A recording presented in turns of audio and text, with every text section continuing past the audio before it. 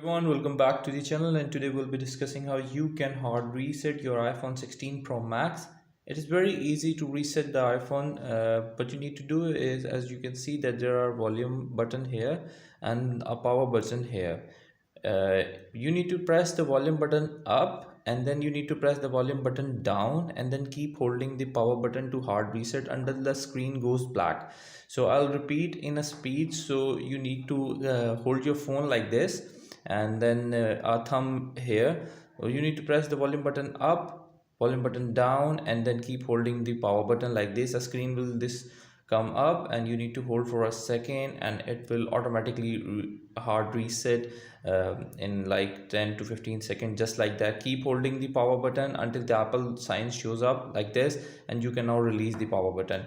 So that's how you can actually hard reset the iPhone 16 Pro Max or any iPhone 16. So it will take a couple of a moment to hard reset. Mostly you need to reset when the screen was not working, and it is showing some glitches in the screen touch in like iPhone 16 Pro Max.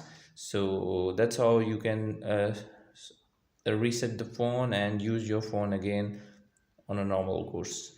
So thank you for watching the video. Until next video, bye bye.